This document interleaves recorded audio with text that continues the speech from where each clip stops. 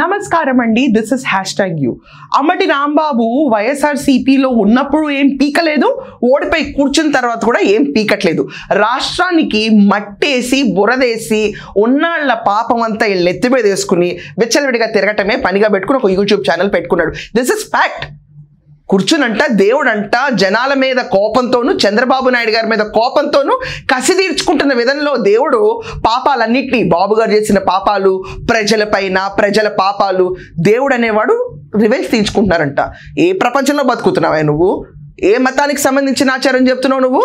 తెలుగోడివే కదా, హిందువే కదా.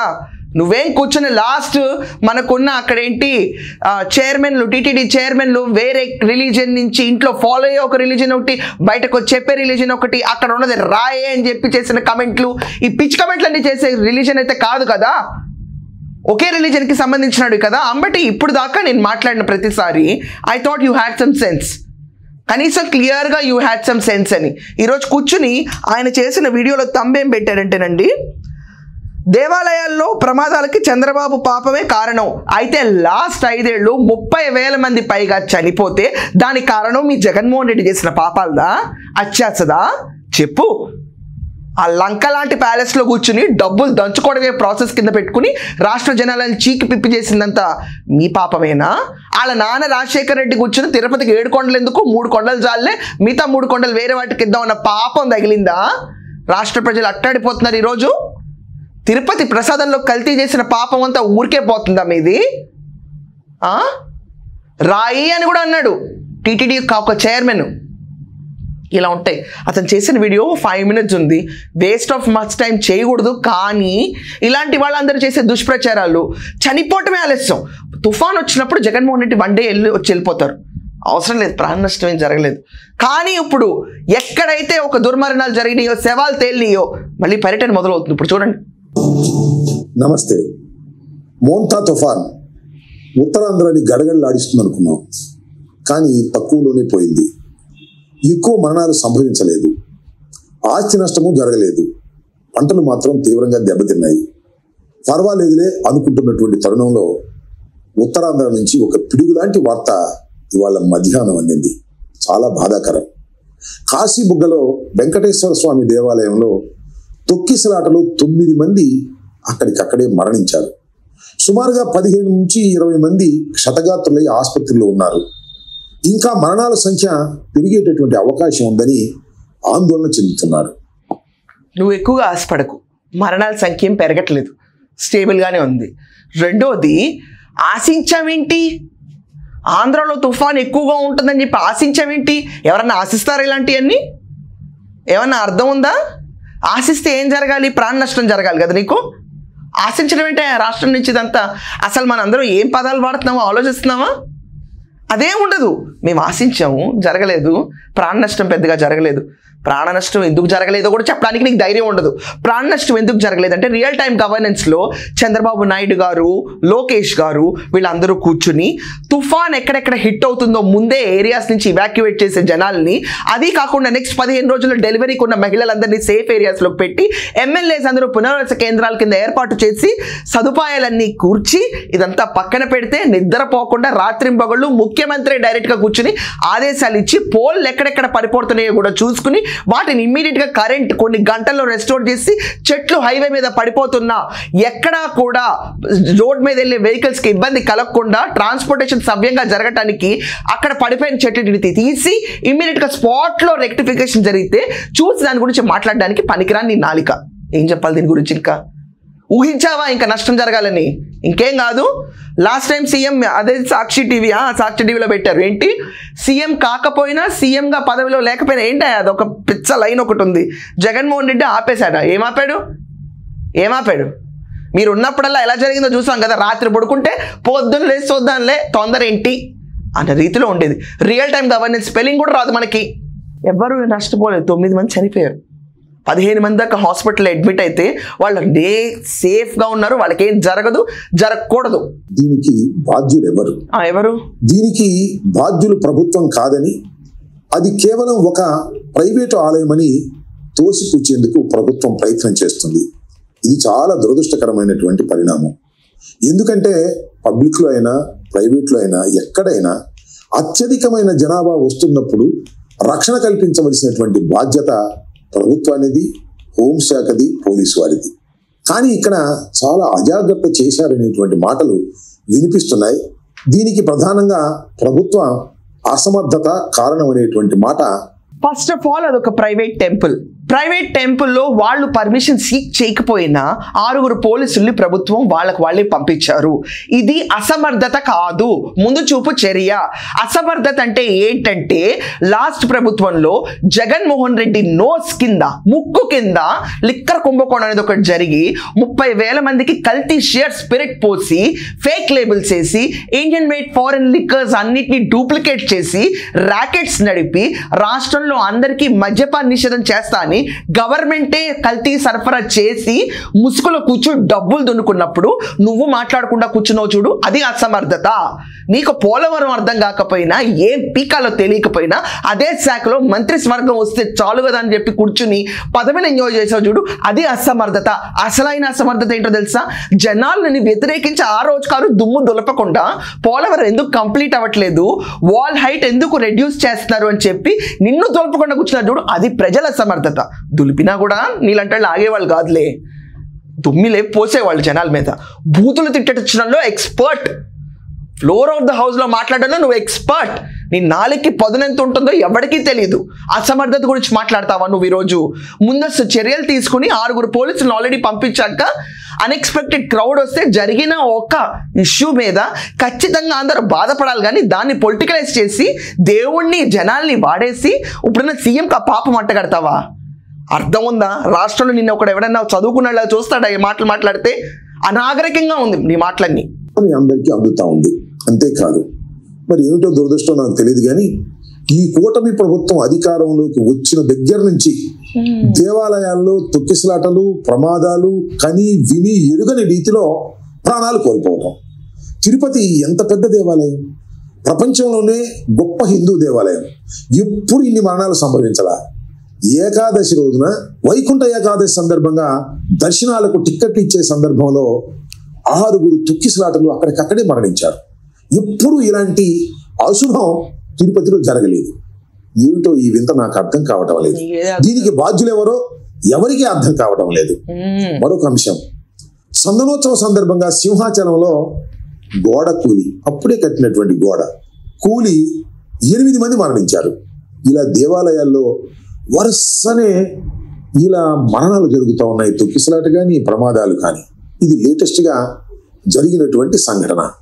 ఏమిటిది? ఈ వైపరీత్యానికి గల కారణం ఏమిటి అనేది ఇవాళ అందరూ ఆలోచించుకోవాలి. ఎందుకంటే ఒక సంఘటన అంటే ఏదో దురదృష్టం అనుకోవచ్చు, వరుసగా ఆలయాల్లో ఇలా జరుగుతున్నది అంటే భగవంతుడికి ఏమైనా కోపం వచ్చిందా? ఈ ప్రభుత్వం మీద ఏమైనా కోపం వచ్చిందా? లేక ప్రజల మీద ఏమైనా కోపం వచ్చిందా అనేటువంటి సందేహం. ప్రజలకు కోపం ఉంటుందా? ప్రజల మీద దేవుడు కోపం ఉంటుందా? దేవుడు అనేవాడు తత్వం తెలుసా నీకు? అసలు చదువుకున్నాడువేనా? కరుణామయుడు దేవుడు కోపం వస్తుందా? పోనీ జగన్మోహన్ రెడ్డి క్రిస్టియానిటీలో కూడా కరుణమయ దేవుడు అనే అంటారు కాదా? అసలు కోపం ఎందుకు వచ్చింది చెప్పంటావా? ఇప్పుడు నీకు వినిపిస్తా. నాకు నీ దాంట్లో గుట్కా నవ్వులుకుంటూ కొడాల వెంకటేశ్వరరావు అని ఒక క్యాండిడేట్ ఉన్నాడు కదా, ఆ క్యాండిడేట్ ఇవన్నీ బాగాడు. అప్పుడు నువ్వు ఖండించలేదు చూడు, జనాలు ఈ రోజు దాకా అతనికి తగిన శాస్తి చేయలేదు చూడు, అందుకని కోపం వచ్చి ఉండొచ్చు. ఒకసారి ఎందాం మాకు.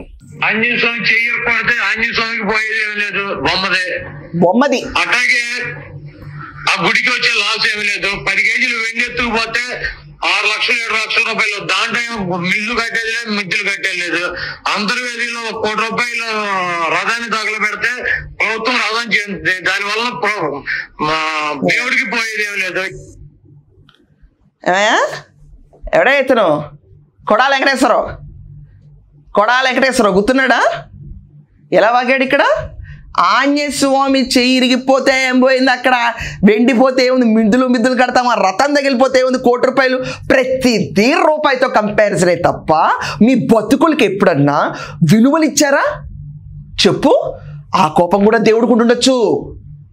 ప్రభుత్వం మారినా ఇంకా ఇలాంటి వాగుళ్ళు వాగిన వాళ్ళందరినీ ఎందుకు బొక్కలో వేయలేదు అని ప్రజల మీద కూడా కోపం ఉండొచ్చు దేవుడికి.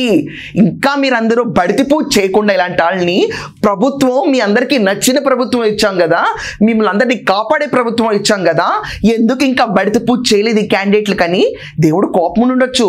ఏమిటి సింహాచలం విషయం వచ్చేటప్పటికి అశోక్ గజపతి రాజు గారిని ఎంత ఏడిపించారో, మీ ప్రభుత్వంలో ప్రపంచంలో తెలియనాడంటే వాడు ఎవ్వడో ఉండడు, తెలియదంటే వాడికంటే వెధవ ఇంకోడు ఉండడు. మానసా ట్రస్ట్ని మీరు హింసించినంత విధంగా ఎవ్వడూ హింసించలా. దానిపైన కూడా సింహాచలంలో కోపం ఉండొచ్చు. ఏమంటావు దీనికి? పాపపు మూట వైసీపీ మూట కట్టుకుంది, జగన్మోహన్ రెడ్డి ప్రభుత్వం మూట కట్టుకుంది. నోరు మెదపడానికి కూడా పనికిరాని ముఖ్యమంత్రిగా వెలగబెట్టిన జగన్మోహన్ రెడ్డి కొడాల వెంకటేశ్వర గురించి ఏం మాట్లాడుకుని ఎందుకు కూర్చున్నాడమ్మా? ఆ రోజున ఈ వేదాంత ధర్మకర్త సూచనలు సలహాలు ఇచ్చి నోరు మూతపడిపోయిందా? ఈరోజు చెప్తున్నా వచ్చి కూర్చుని తిరుపతి కొండ జగన్మోహన్ రెడ్డి ఎక్కుతాడు, పట్టు వస్త్రాలు వాళ్ళ భార్య రాదా? రూల్స్ ప్రకారం ఉన్న భార్యాభర్తలు వెళ్ళి బట్టలు ఇవ్వాలన్నా రాదా? దానికి కూడా వెంకటేశ్వర స్వామి గారు కోపం వచ్చి ఉండొచ్చు. ఏంటి రాడా సీఎం? ఖచ్చితంగా సతీ సమేతంగా రాడా? ఒక్కడే వచ్చి ఇచ్చి వెళ్ళిపోతాడా అని చెప్పి. ఏమ్మా ఇవన్నీ ఏం మాట్లాడుతున్నావు? రాజశేఖర్ రెడ్డి మీద కూడా కోపం ఉండొచ్చు. 7 కొండలవాడ వెంకటరమణ కాపాడు మమ్మల్ని అంటే ఆయన కొండల్ని 3 కొండలు తీసేద్దాం అన్న ఆలోచన ప్రకటించినాడు. కోపం ఉండొచ్చు. ఎందుకు ఉండకూడదు? ప్రక్షాళన చేయాలని దేవుడు కోరుకుని ఉండొచ్చు. కోపాలు మీ మీద, మీ దరిద్రాలన్నీ ఇప్పుడు రిఫ్లెక్ట్ అవుతున్నాయి అంటే ఎలా ఉంటుంది? సమ్మగుంటుందా? నెయ్యిలో లడ్డూలో కల్తీ నెయ్యి వాడారు అని చెప్పి ప్రతి ఒక్కళ్ళు అంటే సిట్ ఇప్పుడు దాన్ని వ్యవహరిస్తుంటే దాని రిజల్ట్ రాకముందే నువ్వు కూర్చొని మీడియా ట్రయల్స్ ఏమైనా చేస్తూ ఉంటావు. నువ్వు నీకేం అర్హత ఉందని చెప్పి మాట్లాడుతున్నావు ఈరోజు. కోపం ఇలా ఉండుండొచ్చు. తమాషాలుగా ఉందా బట్టి నీకు? సింహాచలంలో గోడ కొత్త కట్టారు, రద్దీ ఎక్కువ అవుతున్నప్పుడు ఊహించని వర్షపాతం పడినందువల్ల గోడ కుప్ప కూలింది. ఇది రియల్ ఫ్యాక్ట్. నీ బోడి సిద్ధాంతాలు పక్కన పెట్టు. నువ్వు చెప్పే మాటలకి తిరిగి వచ్చే మాటలు కొడాల వెంకటేశ్వరరావు అంటే తీసుకొచ్చి 100 మంది కూర్చోబెట్టగలుగుతాం లైన్లో. ఎక్కువ తక్కువ మాట్లాడకు. ఇదంతా పక్కన పెడితే తిరుమలలో రద్దీ ఎక్కువైంది ఆ రోజు. ఊహించినట్టుగా జనాలకి ఒక మాస్ హిస్టీరియా లాగా వెళ్తున్నారు టెంపుల్స్కి. అది ఎవరు ఎక్స్పెక్ట్ చేయలేని సిచ్యువేషన్. అది ఇక్కడే జరిగింది. కానీ మీ ప్రభుత్వంలో ఇంతమంది చనిపోతే ఈ రోజు చూడాల్సిన జగన్మోహన్ రెడ్డి ఉన్నాడు. తుఫాన్ చర్యలు అప్పుడు ఎక్కడున్నాడమ్మా? ఎక్కడున్నాడు? ప్రైవేట్ టెంపుల్ అయినా గవర్నమెంట్ 15 లక్షలు 24 అవర్స్లో వాళ్ళకి ఇచ్చింది. సెంట్రల్ గవర్నమెంట్ 2 lakhs ఇచ్చింది. 17 లక్షలు వెళ్ళింది. నువ్వు ఎక్కడున్నావు? లాస్ట్ టైం ఎక్కడైనా ఇంత హుటాహుటిని జరిగినాయా? Reflection. Number 2 in the cadre Lokesh గారు వెళ్ళి పలకరించారు. మీ దాంట్లో 1 కాదు కదా, 5 కూడా రాడేవాడు. మాట్లాడుతున్నావు నువ్వు కూర్చుని శాపాలు శాపనద్దాల గురించి. రాష్ట్ర ప్రజల మీద కోపం ఉందా? మీకు ఓటే లేదని చెప్పి దేవుడు అలిగాడు మా పైన? Don't use barbaric language. తీసుకొచ్చి దేవుణ్ణి కోపాలు ఆగ్రహాలు తీసుకురాకు. తప్పనిసరిగా కలుగుతాయి. నేను అంటాను ఇది చంద్రబాబు నాయుడు గారి అసమర్థత. అసమర్థతే కాదు, ఆయన పాపం చేస్తున్నారని కూడా నేను చెప్పదలుచుకున్నాను. ఎందుకంటే తిరుమల తిరుపతి దేవస్థానం అనేది ప్రపంచంలోనే హైందవ మతానికే చాలా గొప్ప దేవాలయం. కరెక్ట్. ఆ దేవాలయాన్ని అడ్డం పెట్టుకునే రాజకీయం చేయాలని ప్రయత్నం చేయడం, ఆ దేవాలయ ప్రసాదం మీద అనేక పుకార్లు పుట్టించటం, చివరికి ఆ ప్రసాదంలో జంతువుల కొవ్వు, పంది కొవ్వు, పశువు కొవ్వు కలిసిందని చెప్పడం, ఆ లడ్డూలు ప్రపంచవ్యాప్తంగా భక్తులు తిన్నారని ప్రచారం చేయటం ఎంత మహాపచారం చెప్పండి. ఈ మహాపచారానికి ప్రతిఫలమే ఇది అనేటువంటి భావన హిందూ మతస్థుల్లో కలుగుతుందని సందర్భంగా నేను ఓకేం కాదు నువ్వు చెప్తే ఇక్కడ ఎవరికి కలగట్లేదు కానీ ఓవర్ యాక్షన్ ఆపు. ఫస్ట్ థింగ్ ఏంటంటే మీరు ఒకటి అర్థం చేసుకోవాలి మట్టి గారు. ఫ్రాంక్లీ స్పీకింగ్, ఇక్కడ మీరు చెప్పినట్టు తిరుమలలో ఇలా జరిగింది అనుకోండి, అసలు తిరుమలకు అన్యాయం చేసి రూల్స్ అన్నింటినీ పక్కన పడేసి విచ్చలు పెడతానని ప్రోత్సహించింది ఎవరు? జగన్మోహన్ రెడ్డి, రాజశేఖర రెడ్డి. డిక్లరేషన్ ఫామ్ మీద సంతకం పెట్టడా? ఏమంత గొప్ప నువ్వు? ప్రజా సేవకుడువా లేకపోతే ప్రజలపైన రాజువా? ఆఫ్టర్ ఆల్ ప్రజా సేవకుడు. మేము అనుకుంటే ఉంటావు లేకపోతే పోతే పోతావు. ఇది ప్రతి ఒక్క నాయకుడికి వర్తిస్తుంది. Not even for Jaganmohan Reddy, even for Chandrababu Naidu గారు, లోకేష్ గారు, జగన్మోహన్ రెడ్డి గారు, ఎవరైనా కూడా మేము ఓట్లు ఇస్తే మీరు ఉండాలి, లేకపోతే పోవాలి. ప్రజా సేవకులే డిక్లరేషన్ ఫామ్ మీద సంతకం పెట్టరా? What nonsense is this? తీసుకొచ్చేసి రిలీజియస్ ప్లేసెస్లో సెక్యులారిటీ ఫీలింగ్ తీసుకొస్తారా? Secularity university religious places apply అవుతాయా? మరి రిలీజియస్ ఫీలింగ్స్ అన్ని ఈ తొక్కలో డిస్క్రిమినేషన్స్ మనకి రావు. అలాంటి మినిమం కూడా రెస్పెక్ట్ ఇవ్వకుండా, ఆగమ శాస్త్రంలో వాళ్ళకున్న రిక్విజిట్స్ ఫాలో అవ్వకుండా ఎవరికి ఇష్టం వచ్చినట్టు వాళ్ళు మాట్లాడి తీసుకొచ్చే జనాల ముందుంటే దేవుడు అలిగాడా? హిందువులందరూ మనోభావాలు దెబ్బతిన్నాయా? అందుచేతనే ఇలాంటివి జరుగుతున్నాయా? ఏమన్నా అర్థం ఉందా నువ్వు మాట్లాడేదానికి? రెక్టిఫికేషన్ ప్రాసెస్ ఇంత ఫాస్ట్గా ఉంది అంటే నీ కుళ్ళు. ఎందుకని అప్పుడు మేము కలిపిన కొవ్వు పదార్థాలన్నింటినీ ఈరోజు ఎక్స్పోజ్ చేస్తున్నారు? ఆ రోజు మేము దేవుడే కదా, విగ్రహమే కదా, శిలా రాయి కదా, మనం ఎండేసి ఏదన్నా చేసుకోవచ్చు అని చెప్పి ఒక నమ్మకం లేకుండా తిరుపతిని వాడేసుకుని విచ్చలు పెడతానని ఉన్నారు చూడు. దేవుడు నోరు మూసి కూర్చోరమ్మా. ప్రతి ఒక్కళ్ళలో ఉన్న దేవుడు ఉంటారు చూడండి, ఆత్మలు, వాళ్ళు తిరగబడి చెప్తూ కొడతారు ఏదో ఒక రోజు. ఆ ప్రసాదాలు తిన్నాళ్ళ బాధ నీకేం తెలుసు? నీకేం తెలుసు? మొన్నే అరెస్ట్ అయ్యాడు కదా ఒకటి పిఏ, సిట్టింగ్గా వ్యవహరిస్తుంది కదా, బయటకు వస్తాయి, కంగారు పడకు. ఇవన్నీ పక్కన పెడితే ఈ పాపపు మూట, అసలు మీరు క్యారీ చేసిన పాపపు మూట ఎంత బరువైందంటే 151 స్థానాల నుంచి 11 స్థానాలు పడేసింది.